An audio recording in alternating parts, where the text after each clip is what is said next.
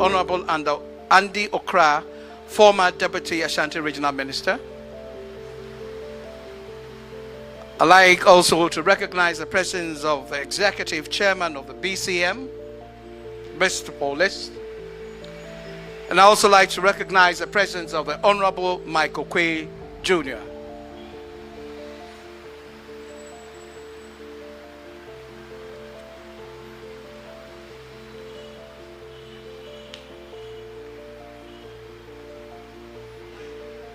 I would like to welcome you all formally on behalf of the head of family, Oyinba Akwesi Abeyi, the conflict hini, to the Asante hini, Otumfo say to do the second. And on behalf of the entire family and the children of the late Her Excellency Nana Konadu Agyeman-Rawlings.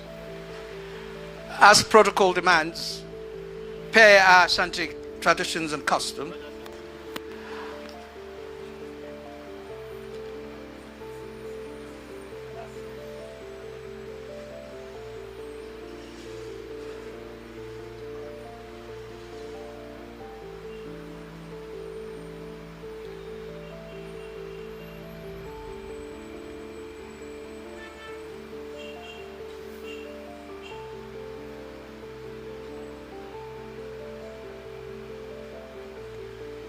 as protocol demands in our Ashanti custom, we'd like to ask of your mission. But before you tell us of your mission, I'd like to invite to the microphone Ochami to say some Arinsam.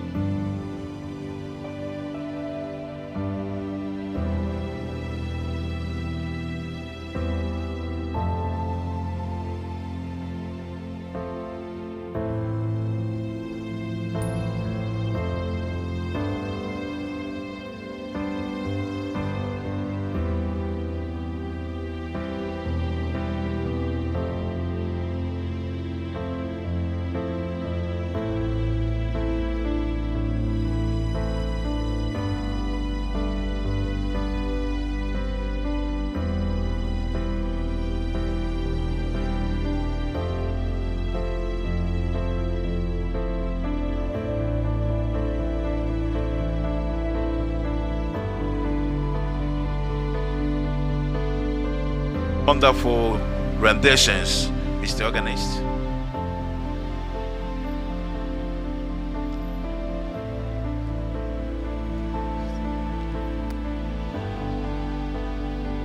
Say Daniel.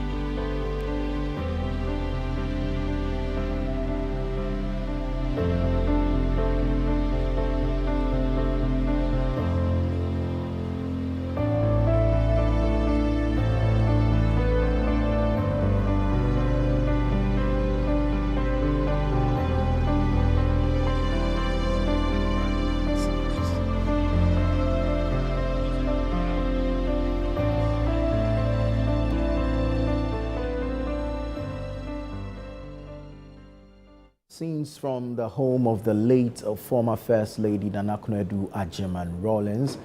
Just gone by was the acting Chief Justice Paul Bafo-Boni, commiserating with the family and of course signing that book of condolence opened in memory of Nana Konadu Agyeman-Rawlings, longest serving First Lady of the Republic of Ghana, wife to former President Jerry John Rawlings, who passed away last Thursday at the Greater Accra Regional Hospital.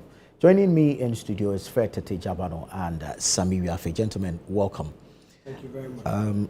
Quite a solemn ceremony, if you ask me. Of course, since the unfortunate happened, a number of dignitaries have visited the home, commiserating visits to the home of the late former First Lady. The President himself has been there. Today is the 1 week, and as the the Ashanti custom or traditions will have it. There should be an observance.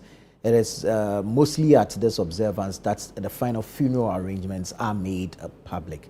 But from what we've seen so far, what do you make of this 1 week observance? Now, like you said, it's usually during these meetings where you see a lot of family gather, and have other people, visitors coming to commensurate with the families, and then there are discussions on the plan for the funeral. This seems to have taken a different turn. You're still having people coming in to come and pay their last respect, and also their condolences to the bereaved family. And this would be so because although it's not the norm you'd see on the observance of a 1 week of the passing of any individual, people still are trooping in because of the magnitude of this individual that we've lost. Sami, she was not an ordinary Ghanaian, longest serving first lady or former first lady, but her footprints cover the entire country. One of the most active, if you ask me.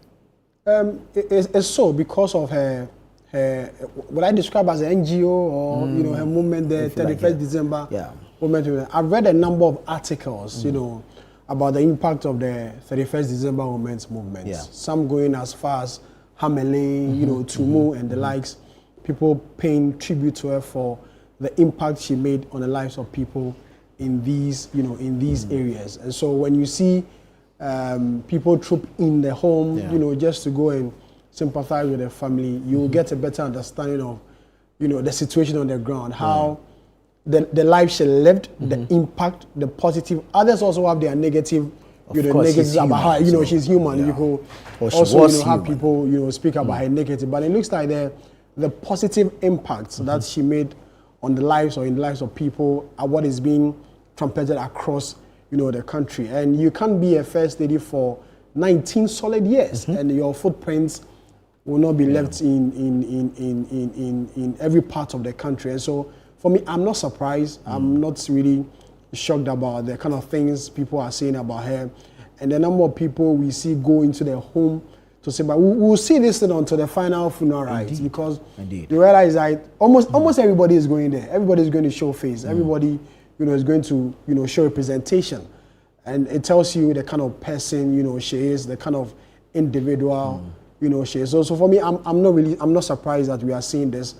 At least when you take in governance style, when you take away the president, it's always the first lady. Even though the vice president, a lot of people say that during the tenure of President Rawlings as president, Nana Konadu was more visible than even the sitting vice president at that time. So you should understand, how people, are sad about this whole, development. And so for me, I'm not surprised at all. I expect more people. I was even expecting that the 1 week will not be done in the home. You should look for a bigger space, like the forecourt of the State House, so at least everybody will have opportunity, to visit and have opportunity to also go and join their family observe. But then I'm sure they have their own arrangements. Indeed. Why they won't do it in as much as she was visible out there on the political front, the political space, with her philanthropic work, her women empowerment and everything, you'd also notice that for family life, she kept it very private. Very, very. So I can understand why the 1 week observance is still being held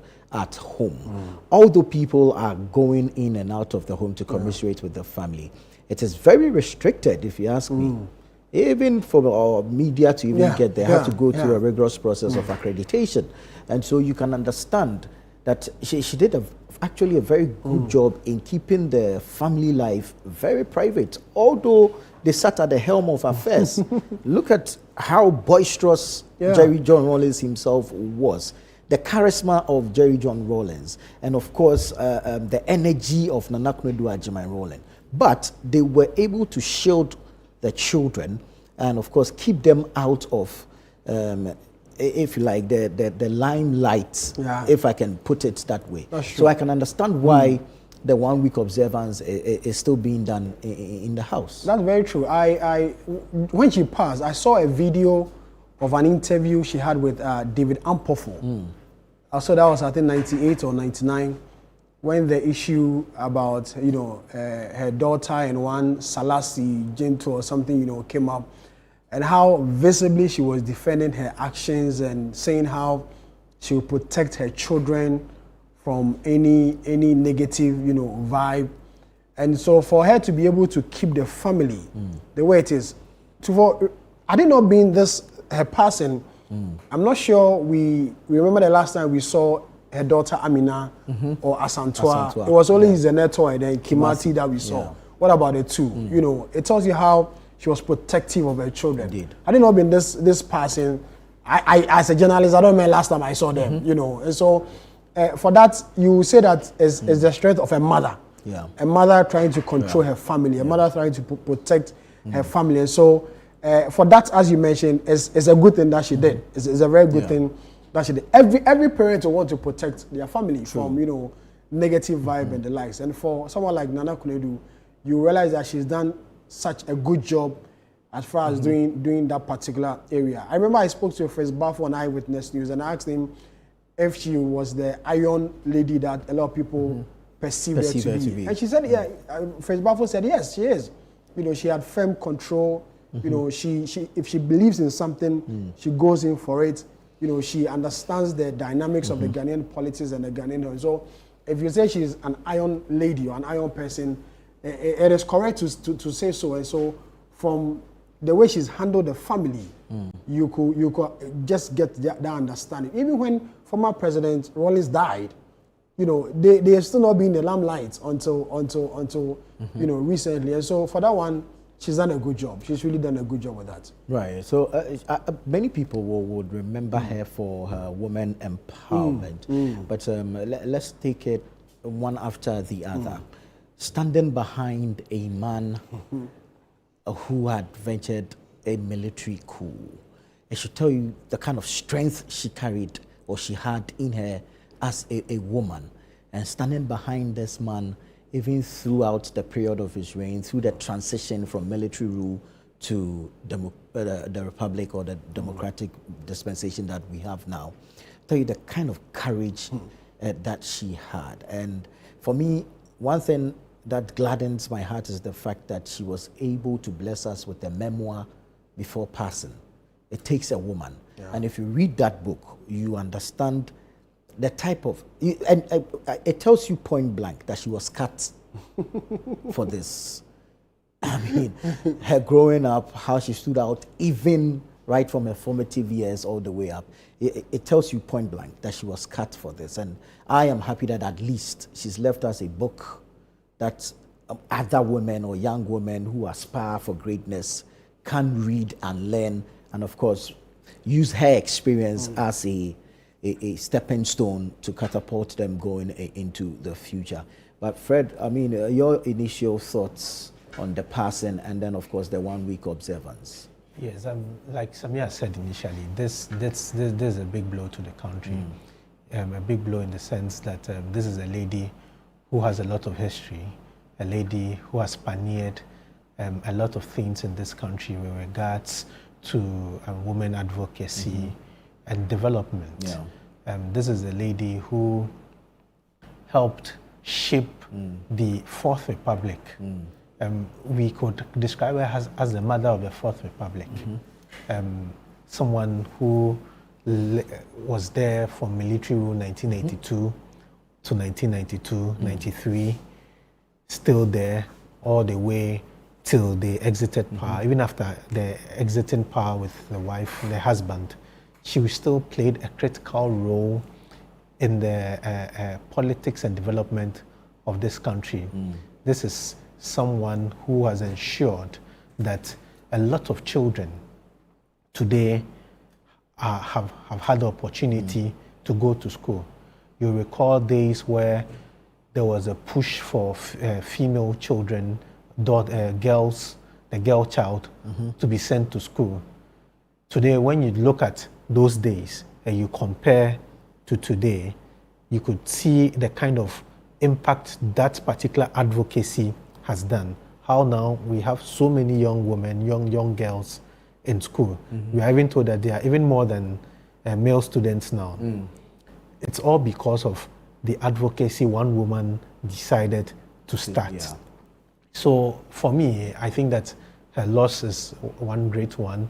I am not surprised that the president has decided to honor her with the state burial, with all the honors which is expected to be given to her. It's the way we could pay tribute to her as a country. It's the way we could say thank you for her contributions. You talked about her family, how she's been able to manage her family. This is a family which for about 20 years of their life were constantly in the public limelight. The father, who was the president, the mother, who was the first lady, having to deal with national issues, having to deal with national politics, then having to also take care and bring up children the way they have to be brought up. You hardly hear anything bad about their children or her children, in terms of sometimes, you'd hear of senior people like the senior politicians, very popular politicians, and maybe the child has done this, the child has done this, so much about them and their children in the news. But for Nana Konadu, she's been able to manage, or she managed properly, the limelight for her family, which was her and her husband when it comes to public issues. Then that private part where the children belonged. Until very recently, where you saw her first daughter venturing into politics, now member of parliament for Klotekole, you would hardly hear anything about them. She's managed them well. Till recently, again, where you see most of the 4 of them or 3 of them join her to public events like funerals in the Ashanti region and the rest. You hardly see them. The last appearance I think they made together was the Otunfo's, the Asante Heme's funeral, where you saw their 3 daughters and her son in there. So, I mean, outside being First Lady, Nana Konadu has also shown how good of a mother she was. How good of a mother she was to her children, and how she was able to shield and protect her children from the kind of politics which was being played, or which we play in this country. Unfortunately, it's a politics where people don't mind dragging your whole family, dragging your children, your spouse, and everything. And this is a family where the man and the woman are neck deep into politics, in the national politics. She managed that particular one well, managed her family well. So, I mean, we need to really give her all the appreciation she deserves. I mean, somebody will say, why are you talking about appreciation now? The person was alive. What did you say about the person? But unfortunately, we live in a world where sometimes people may not really appreciate you when you're alive. But it doesn't stop us from actually highlighting the things she's been able to do, the things she's done which have impacted our society. So, I mean, we've seen the caliber of people that have shown up. There's a saying that death unites. But, or in our grief, we stand united. But it goes to tell you about the magnitude or of like the gravitas of Nana Konadu Agyeman.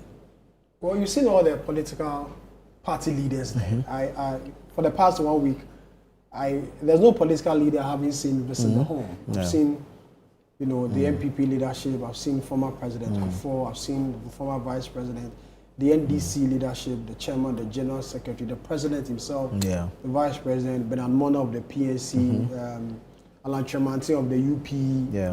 This one in Ivory Greece. Quite. I think all the political, divide. You see them, going there to show, or pay respect to Nana Konadu and then to sympathize with their family. It's not surprising because of the position they held. And you remember in 2016, she was the first woman to make an attempt for the presidency, with her party, the NDP. And so coming from that background, you expect all these political, figures to also come in there to come and show. And she was, if she had been qualified to contest and won, should have been the first female president we'll have in Ghana. And that's also one of the revolutionary things about Nana Konadu, because she was the first woman to actually attempt it. And even the courage to break away from the NDC, knowing that, basically we can actually call her a founder, or one of the founders, if you like, because there's a section of the NDC that attributes the intellectual part of the party to her. We've heard her say that even in uni, when she was, I think, secretary for the NUGS, PV Obeng was president. So, like you said, the story is told of how she connected a lot of these people who formed that intellectual part of the PNDC. So when we talk about the intellectual part of the PNDC, we are talking about the civilians who were not military people. Yeah, you understand? People like PV Obeng, the Atua Hoys, the rest. Because of her relationship with them during her time in the university, and during her politics in the university. So Nana Konadu did not start her politics when her husband became president. Whilst in the university, at the Kwame Nkrumah University, KNUST, she started her politics, contested to be NUGS secretary, deputy secretary, secretary. She engaged a lot of these people. And when her husband then became the leader after the coup in 1982, some of these people were connected to him, and that formed that civilian part of the government who were actually dealing with a lot of the developmental issues, a lot of policy issues. So yes, Nana Konadu connected them to, connected her husband to these people. So it tells you of her intellectual prowess, how intelligent, how smart she was as a person. It tells you how strong a person she was. Like you mentioned, you start a party, the formation of the NDC started with her husband, and the other people who founded the party. She was a strong member of the party, a very influential member of that party. Right. She was part of people who took very key decisions in the party. In fact, the women's wing of the party is one wing she controlled for a very, very long time. True. There are some who even argue that the colors of the party, the symbol, and if you like, the anthem, to an extent, are her intellectual properties. Yes, and that she should reserve rights to same. That's what people say. We cannot prove that, but it's a conversation that's gone on. A lot of people have said that during that formation, most of these things were things she got in and registered in her name. We cannot confirm that, but it tells you her connection to that party. True. And having to break away from that party in 2012 to form her own party, it tells you how strong of a person is. Because you know, when you build something for a long time, for about, I think at the time, about 20 years, and you break away and decide to start something new, it tells you the kind of person you are. Right. Very well. Let's take viewers back to the home of Nana Konadu Agyeman-Rawlings. Musician Amanziba is currently in the home, and he's making an address or speaking to the family. We suggested to Madam Nana Konadu that we think since we are traditional and cultural activists, would like to take a little message to the North and try as much as possible to diffuse the tension over there. And I'm telling you, she did not hesitate at all. The following week, we were emplaned to the North with our guards. We got there, and believe you me, music was the miracle that brought the feuding factions together.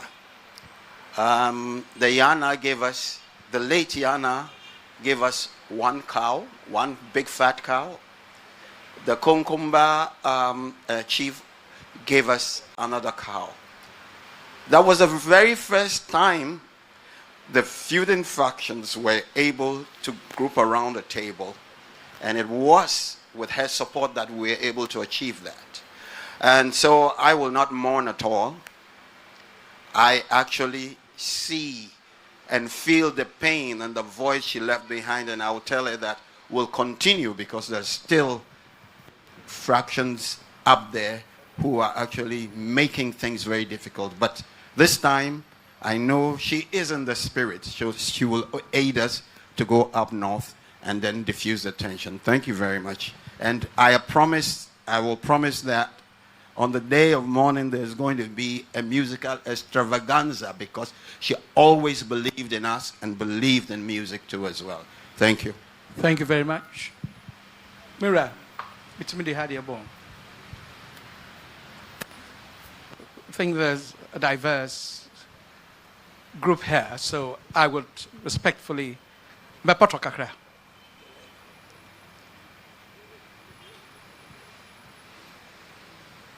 Indeed,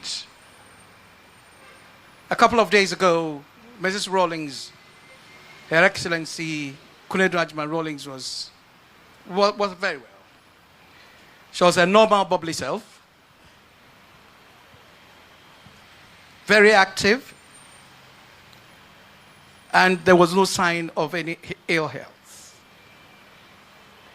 She attended some functions, particularly on Wednesday, the 22nd day of October, at Christ the King Church, which was a burial service for the late Mrs. Lucy Efa. She met other dignitaries there, including the former President Kufuor, the former Chief of Staff, Mrs. Madame Fremont Parry, and indeed our own uncle here, Ohiniba Akwesi Abiye. She was in the company of Kimathi, always chaperoning his dear mother. I seated them. And indeed, on the Monday before, I had had a conversation with her. After the service, I escorted them to the car. I had there and said, Sister Mekobe, and I had my own little chit-chat with Kimathi, which we shall have some more. We said bye-bye. Only for Thursday to have news in Bekwai. Apparently, she had fallen ill on the morning of that fateful Thursday. Being responsible children as they are, and Zanoto being the eldest, they put everything together to move our dear First Lady, former First Lady, just across the road to the Ridge Hospital for an intensive care, which indeed she was given. All the equipment were put to her disposal. All the medical magic were conjured. All the skills were pulled out. Ohinaba was called to the scene. But lo and behold, Bemba woke Radia and quite intimate. Therefore, our mother, our former First Lady, was called to the heavenly choir to continue her good work that she started on earth there. So I officially, on the behalf of the family, the head of the family, confirm to you that we have lost her to heaven. I'd like to thank you all for commiserating with us, for comforting us, for praying with us, and for sharing in our grief. Thank you.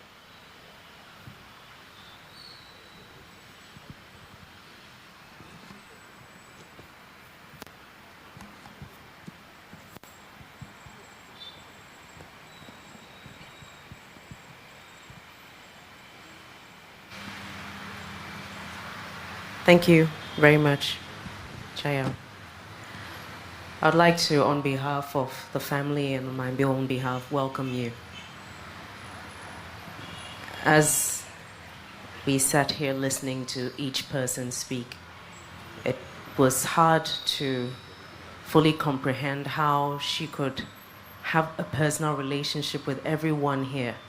And you're all speaking from a personal point of view, not someone you knew from afar. And I think it's a testament to the kind of person she was. There wasn't a superficial bone in her body. And your presence here means a lot. I am quite aware that there might be a few of our younger relatives who may not know that Amanziba is Natibru and rose to fame with Rexoma and Akosua Ajipong back in the day. And our mom was a very big part of that because she had a great interest in the performing arts and the value that music brought. And I think one of the things that we noticed after she passed was the number of videos going around of her dancing. And love her or hate her, she was someone who lived life to the full. I would like to truly, on behalf of the family, express our sincere appreciation. And to also add to what you said, Amanda, about the conflict that happened. You have just shared a testimony that many people do not know about. But what you've said has reinforced the UN Security Council Resolution 1325 that says you must have women at the peacemaking table. And you have just confirmed that indeed Nana Konadu Agyeman-Rawlings was ahead of her time. She saw the value in these things long before even the resolution. So I thank you for giving this testimony. Unfortunately, she's passed, but we celebrate her memory, and her legacy is there for all to see. I thank you all so much for being here, for taking time off your busy schedules. May God bless you. Thank you.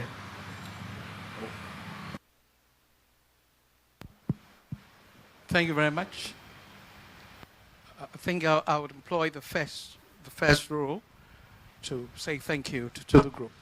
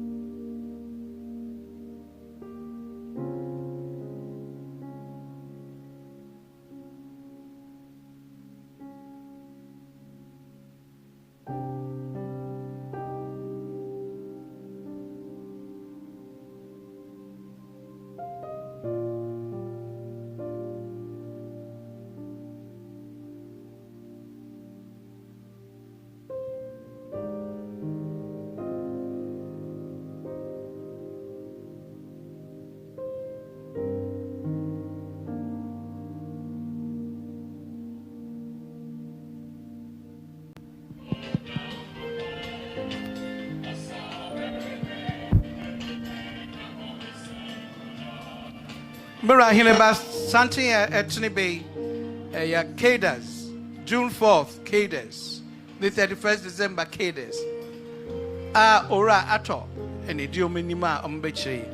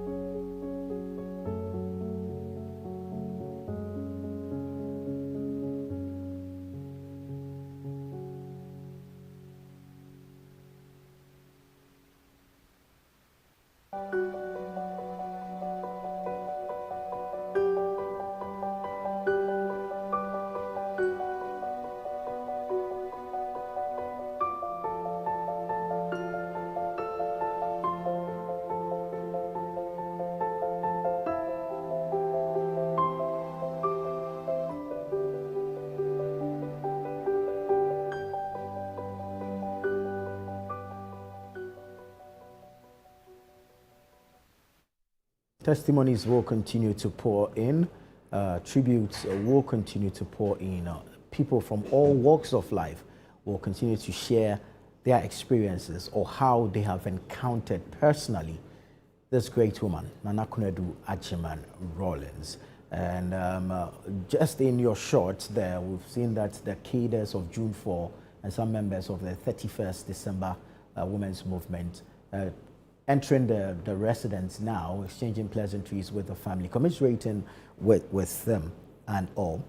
And I don't know, Fred, from all we've seen, and what we've listened to so far, it tells you how welcoming, how open-armed Nana Konadu Agyeman-Rawlings was.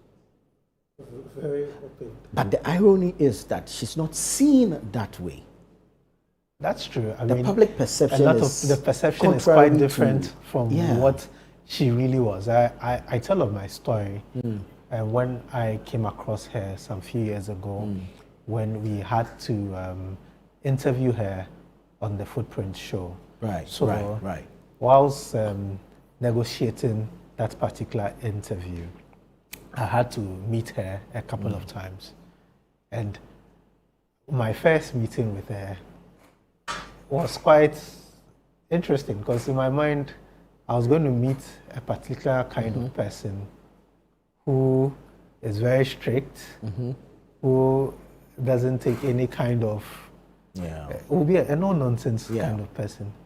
And to my surprise, was actually a different kind of person. So about we met about 3 or 4 times. And there were different experiences, those different... Every single time. Every single time, those 4 times.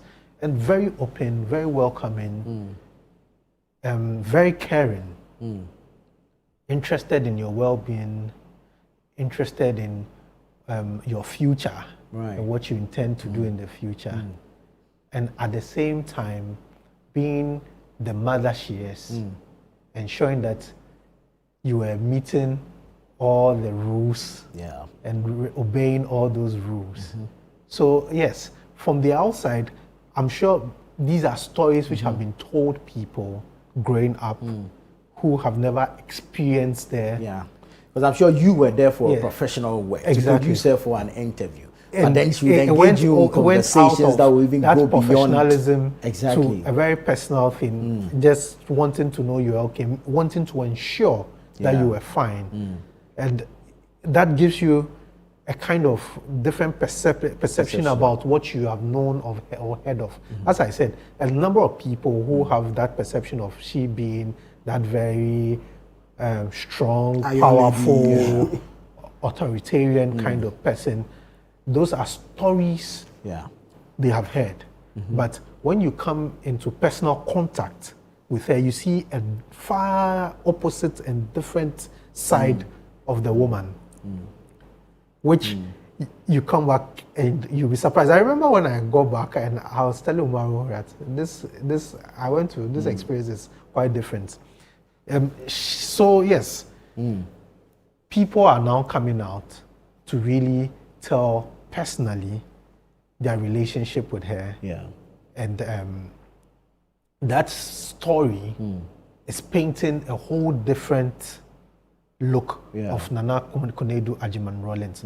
And Nana Konadu Agyeman-Rawlings, people see from that military time when her husband was a military leader, way down to being a civilian first lady, and some of the stories about different things which happened during the regime and allegations of her involvement and all those things. But for me, as I said, when you know this woman personally, it gives you a different perception about her. She's a very welcoming person. She's a very warm person. She's lovely, bubbly, and a very good storyteller. A very, very good storyteller. So the perception, I hope it will change, listening to what people are now saying openly. Usually you don't hear people come out to say some of these things. And as I said, it's always unfortunate that some of these things are only heard when people pass Yeah. I think we have to get to a point in our lives where we need to be telling people the stories of people, Yeah. that good side of people, that kind part of people, whilst they are living. True. True. I think I agree. And so, Sami, could it be that... Just to touch on a few things first about the perception. Yeah, that's basically what I was going to ask you. And also to find out if we formed that kind of perception about her because we attributed the image, perceived or otherwise, of the husband. We attributed same to her. Could that be the case? It's possible. It's a yes and a no, and I'll explain my point. It's a yes because of who the husband is, and there are many who have said that she was following the footsteps of the husband, and she leveraged on the husband's, stature to do the number of things that, she did, and it's no also because she also lived a different life, her impact and the rest. But the perception, perception about everything in the Ghanaian political, space, and the perception also, came up because of the stories we were told about her and the husband. I'm sure all three of us here growing up, we had stories about the Rawlingses. My grandmom told me stories about the Rawlingses. My mom also did same. And I'm sure in our generation we all heard, these stories about the Rawlingses. But then it was always the negative stories we heard. It was for me personally, it was always the negative, stories we heard about, the Rawlings until I grew up and I realized that, it wasn't all that negative. I think there were some positive, impact in there. And I'm sure a lot of people will also agree with me about the negative stories they all heard about the Rawlingses, and then growing up and until they read about the, philanthropic activities of her NGO, the 31st Women's Movement. And so the perception will always be divided, the positive sides and the negatives, and I feel that the negative sides will always have the upper hand. And some of the people also trooping in the home there, I feel it's not everybody who is come there to sympathize. I feel some are also there to find out if indeed she's dead. Just to come and see things, feel, let's come and see, say indeed. We have a number of people in Ghana who... But I mean, that's African tradition, or Ghanaian tradition. When people pass away, you'd actually, even though you've heard the news, you also go to the house of the person or the home of the person to actually confirm. Get first-hand information. So that is why usually you will hear the Ochame or the Obusuapeni, the family head, narrating and explaining exactly what transpired. Just it's a way of telling the visitor that indeed this is what has happened. So for me, I think it's just part of our tradition where people would walk in to go and confirm for themselves what exactly has taken place. Well, so I agree with what you have said. But then we've seen the cadres coming into the cadres play a very major role in the entire Rawlings dynasty. We can't rule them out. There's a song they always sing when they meet, and why is laughing? There's a song they always sing, and during the 31st December, is it Revolution? When they light that fire out there, they've always been a part of the growing up of the Rawlings, and so I wouldn't be, and I am not surprised to see them in such large numbers, coming in there to come and sympathize with the family. I'm not surprised at all. Indeed. So the cadres are there. 31st December Women's Movement also represented. But on the image and perception of Nana Konadu, could it also be formed as a result of what she did, how she did it, and when she did it? Because you see, she dared to rise, and she arose at a point where the Ghanaian society will whisper to a woman to stay back, to stay in her lane. She, as a revolutionist, not necessarily on the tangent of the husband, broke the glass ceiling for a number of things. And within the period that she did it, falling back on the husband were revolutionary times. Yeah. So perhaps that's what creates that image or perception about her as this strong, iron-fisted, if you like, type of woman. I agree with you too. For she did these things at a time where nobody expected a woman to get up to do some of those things. Yeah. She spoke, she fought, she stood for this woman advocacy thing at a time when it was not a thing at all. So to be able to do it, then you are seen to be, in quote, some way, you are seen to be, what kind of person is this? Exactly. Coupled with the fact that she was married to a military ruler, where people believe that, or there will be a perception of, okay, just like her husband, this is how she is. She was a quite different from the lot. She stood out. She stood up to fight for what she believed in. Yeah. And what she believed had to be the norm. And even though we are still battling with some of these things today, but for her, we may be years back with the fight to ensure that women are given the kind of respect they're put as equal as men. Right. Fred, let me quickly take viewers back to the home of Nana Konadu Agyeman-Rawlings. The cadres are there, and the song that Sami mentioned earlier is currently being sung in her honor. Revolution has a long way to go, but has come to stay. Cadres!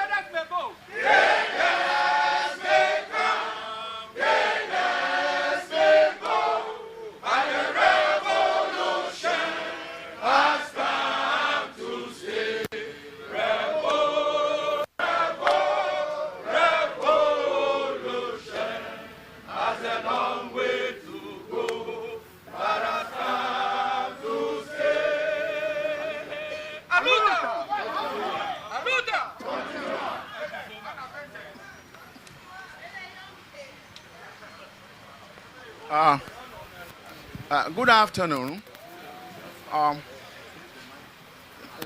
Good afternoon. The Jerry Agboti and Konadu Agyeman families.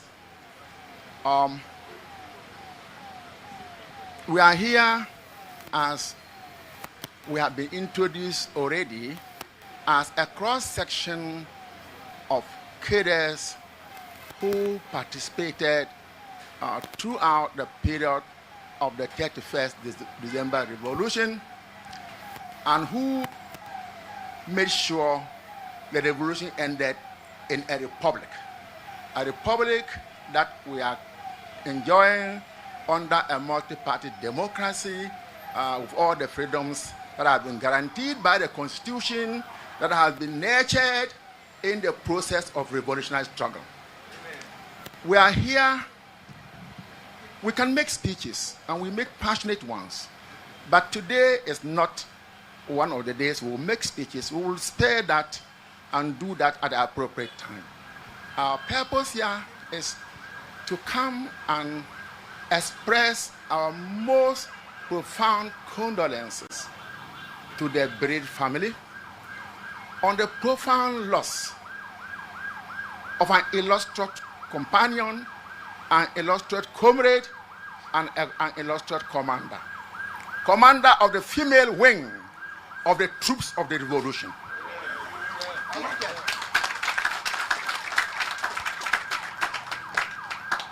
As I said, we will do that another day. Today, our purpose is simply to condole with the family and to express our profound condolences. And we are doing that mindful of the historic role that Mrs. Konadu Agyeman-Rawlings played throughout her political struggles. Hers was a life dedicated fully to the liberation of half of humanity. When I say half of humanity, I mean women. They constitute half of humanity. She was inspired by a vision to fight for the full liberation of this half of humanity from the shackles of patriarchy and other fetters that held 50% of humanity backward. She found that obnoxious. She found that unacceptable. She took over the fight for the liberation of women when gender discourse was an academic thing in universities, in big places. She brought it down to the ground. She taught it cannot be a question of esoteric academics. It must be practical, facilitate, empower, and liberate a whole sway of women. She did that. Whether it's in garden processing, it's bread baking, it's daycare nurseries, she did all of these things. And in all these things, in their little ways, they ended up emancipating and liberating our women. People talk about trailblazers.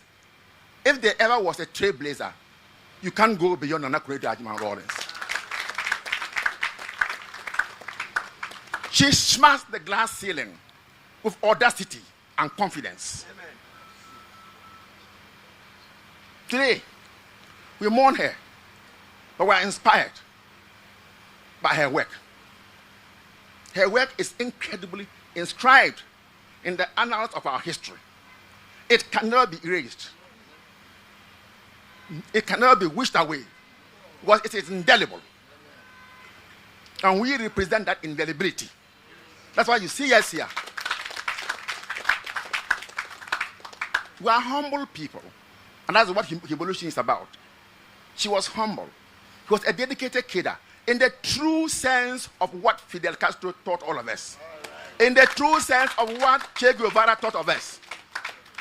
Humble kidder, dedicating your life to the service of humanity, to the service of truth, to the service of principle. She did all of that. Together with all of us, we remember that and remember that with pride. So as I said, we're not here to make speeches. We're here to condone with you. And please do accept our most profound condolences. Thank you.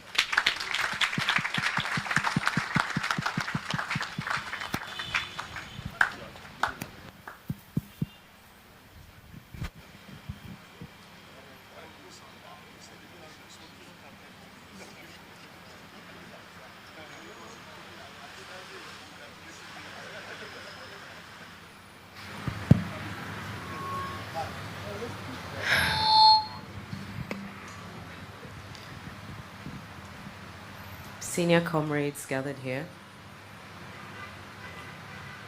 all protocols observed. I stand here on behalf of the family, especially on behalf of my siblings and myself, because we grew up seeing many of your faces, and we shared our days with several other parts of the country. Indeed, our late mother was an excellent administrator because even in her absence, we dared not misbehave. And for anyone who has worked with her, I'm sure you know what I'm talking about. Your numbers here, so overwhelming, so humbling. Comrade Garba, your speech, so inspiring and energizing.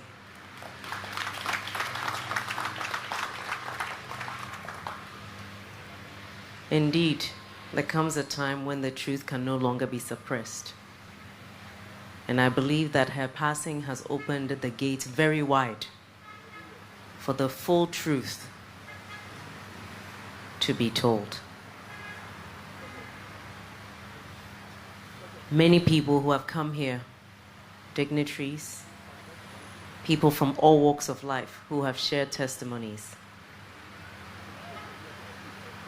So overwhelming because of the kind of connection she had with so many people. And indeed,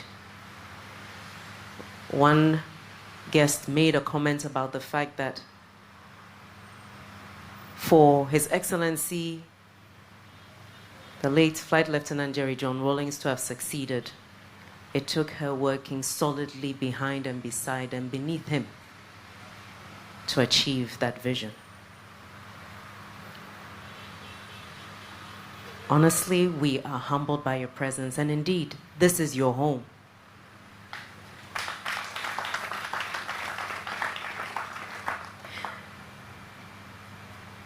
You are a testament of the fact that family is not only by blood links. And indeed, I remember my mother said her late father did say to her shortly before he passed that when birds are perched in the branches of a tree and one bird flies away, the birds that follow that bird, those are the family. And so I thank you for being here, for your courage. The fact is, a lot of people do not realize that in the transition into the Fourth Republic, when discussions were being had about the various revolutionary organs being added to the Constitution, and people were brought on board to have discussions about that, people fought against it, not understanding the value that you brought. As you sit here today, none of you is wielding a weapon. You are Ghanaians from every walk of life who believe in common principles and ideals. And that was what you were and still represent.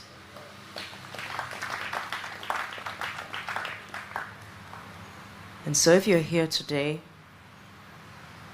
to share with us the love that she brought, that bonded us together, to celebrate her memory as a family, especially as her children, I would like to stand here on their behalf, if I may, to reassure you of the fact that the friendships, the relationships, the bonds that she had, we will carry forward.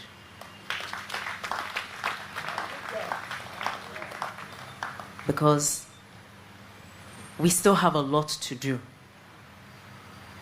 And we have a lot to learn from you because you are a repository of knowledge and history. And the future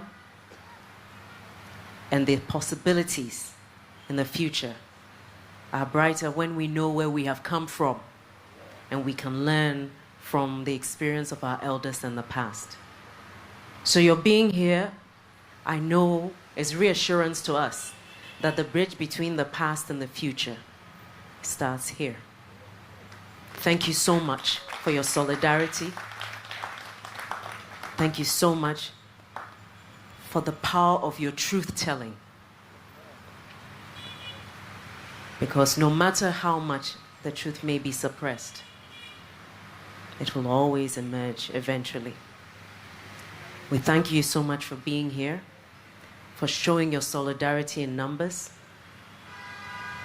And indeed, I have no doubt that when we are sending her off in a dignified manner, you will all be with us to bid her a final farewell. May God bless you all, and I thank you.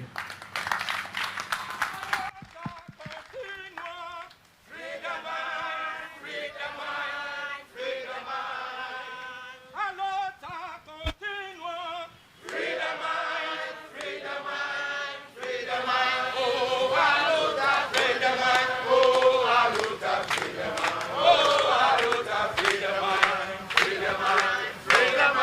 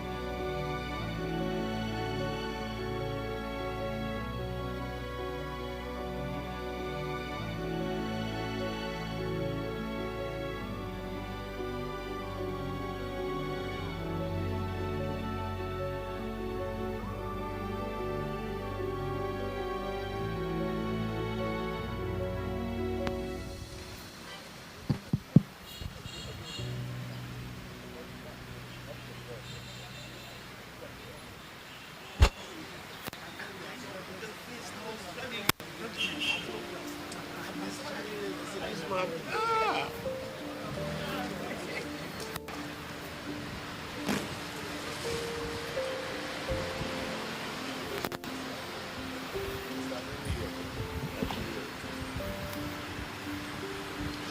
but the previous one, they heeded to, even not even the full front, they heeded to the half fronts. So that was beautiful.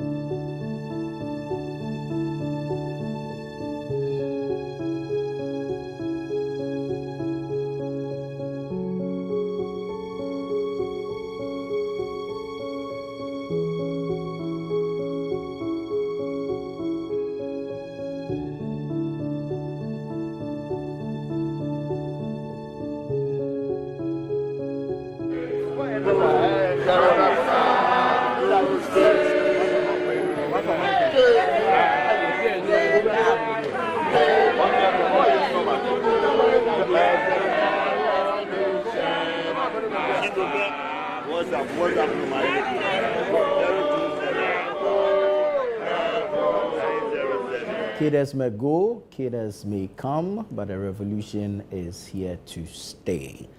Cadres visiting the home of Nana Konadu Agyeman-Rawlings to pay their last respects to the fallen former First Lady.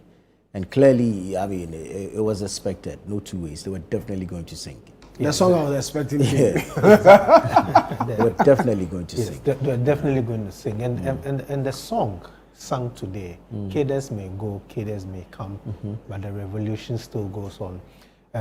To a person who in herself was a revolutionist, In as many we ways, said, in so many ways. in so many ways, who in her own ways as a woman led a revolution to ensure that women were given an opportunity at the table, to ensure that women were empowered economically, they were given a voice. She may not have attained that at the time she was First Lady, but today if you have a first female vice president, it should be thanks to Nana Konadu Agyeman-Rawlings for what she did years back, over 20 years ago, for the position she took, for fighting other men who felt like women should not be given, or it wasn't time for women to be given opportunity. You heard the leader of the cadres who said, look, at the time, when you talk about women empowerment, it was academic. So you go into your universities and there are talks and there are conversations and there are lectures about empowering women, giving women an opportunity to lead, giving women a voice. But what did Nana Konadu Agyeman do? As a revolutionist herself, she decided that she was going to take those academic words and practicalize it.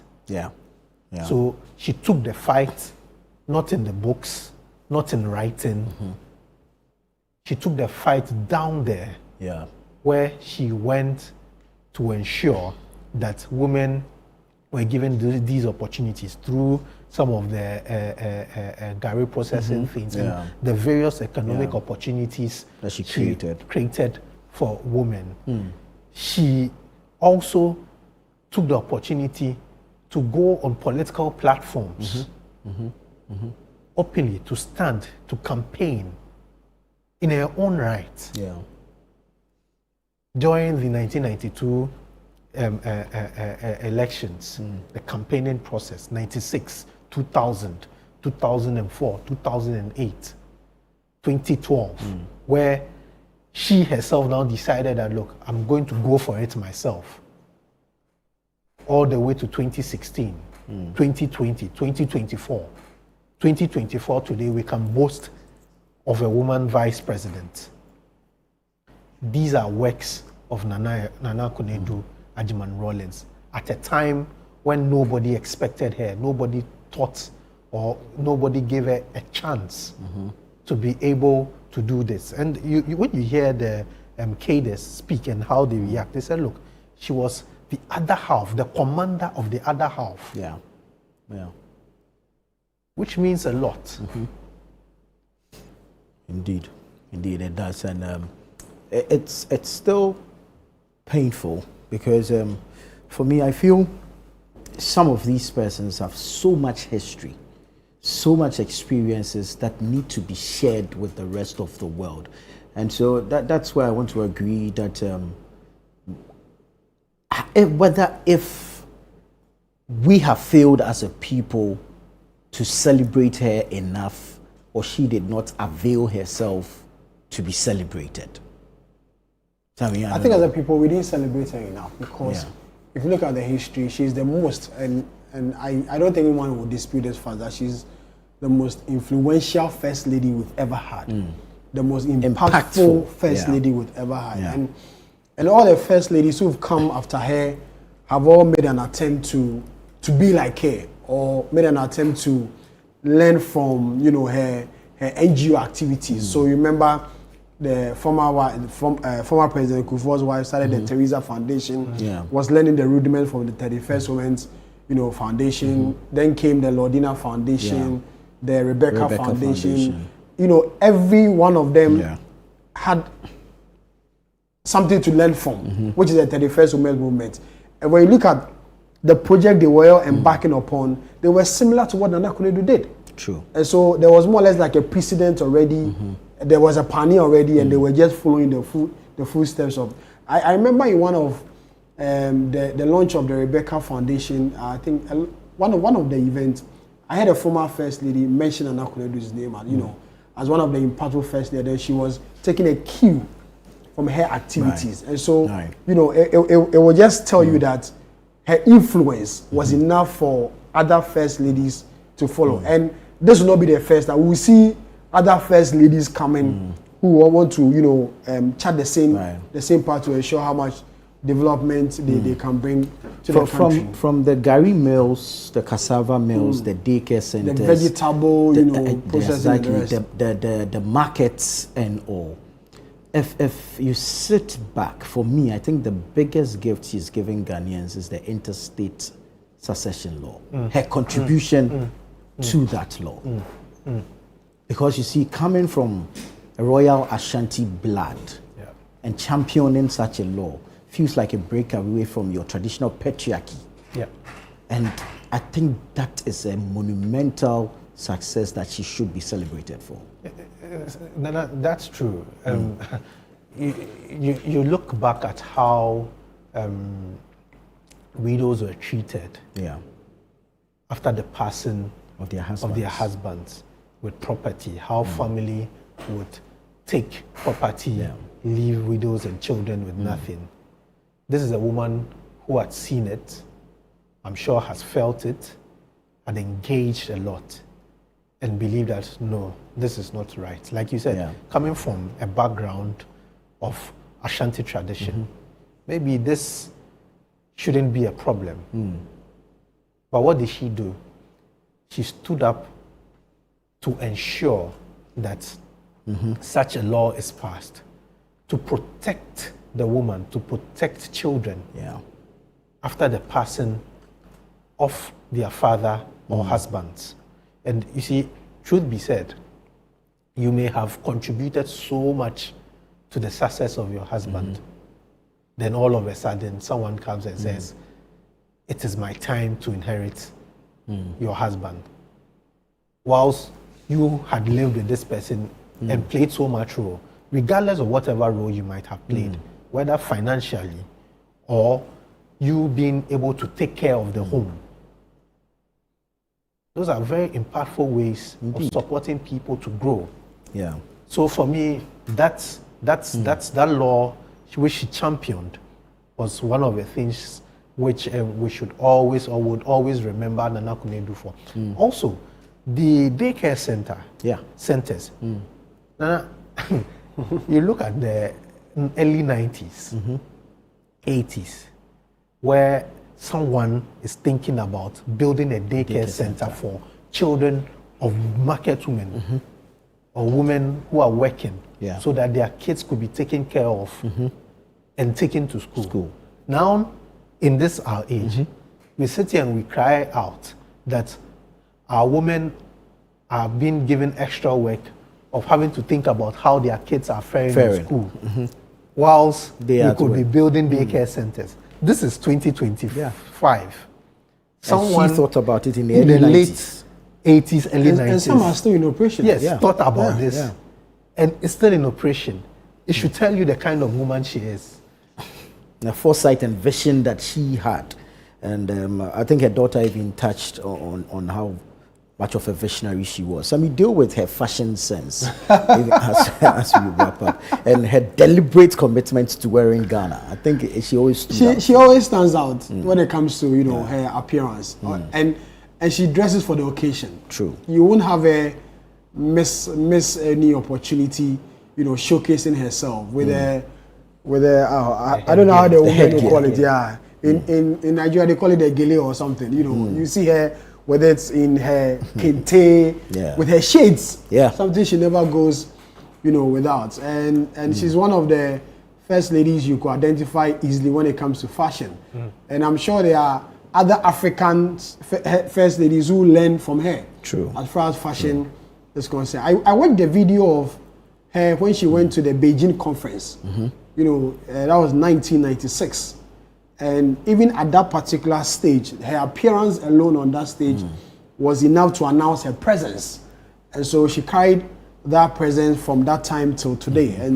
And for her fashion sense, it's something you can't really take away from her. You always see her dressed for the occasion. You always see her, announce her presence with the kind of appearance that she comes with. Fred, final words.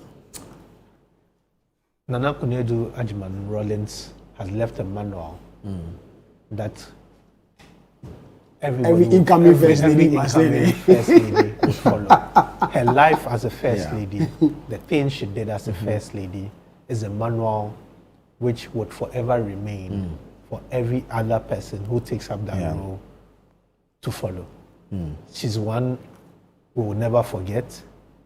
She's one who would always sing her praise for the kind of things she did, for the for daring to challenge the status quo and managing to ensure that whatever she thought or she wanted to be done was done. Today, as I said, we have a first female vice president, and it's all thanks to Nana Konadu Agyeman-Rawlings, who decided to challenge the status quo years ago. Well, some final words before. May she rest in peace. We're told the state will give her a befitting state burial, and that's what's expected because she's made a very important mark in the country's history. So it's well deserved. I wish the family, all the best in these trying times, and may God console them. Very well. Well, last week, Thursday, Ghana arose to a silence. A silence that rose through the corridors of power and through the narrow alleys of markets. A silence that falls when a giant sleeps. Indeed, a giant is resting. Nana Konadu Agyeman-Rawlings is no more. This has been our coverage of the very first week of her passing, and subsequently we'll bring updates to our viewers as and when we receive same. Many thanks to Fred Tete-Jabano. Thank you to Sami Wiafe. I am Nana Tufo. Many thanks for your time. Keep watching Channel 1 TV.